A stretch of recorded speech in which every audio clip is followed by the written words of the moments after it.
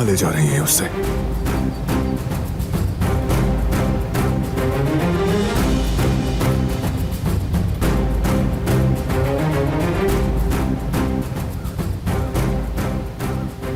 देखो, गुलशाह की कब्र जो कभी भर ना सकेगी।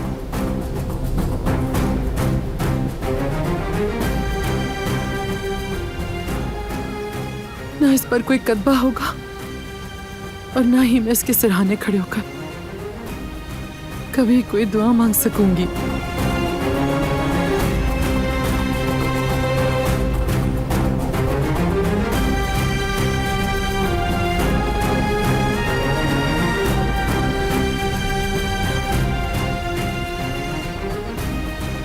जानती हो क्यों? क्योंकि वो लापता हो गई।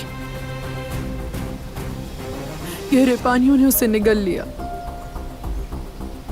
उसकी लाश तक ना मिल सकी मुझे।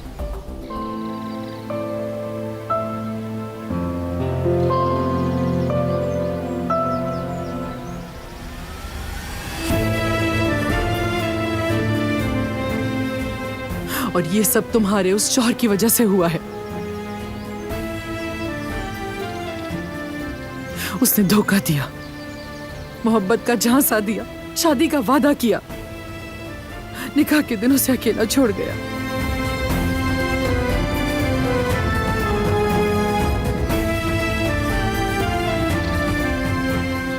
मेरी बेटी शादी के दिन उसे रोकने के लिए उसके पीछे गई और फिर कभी वापस ना आई।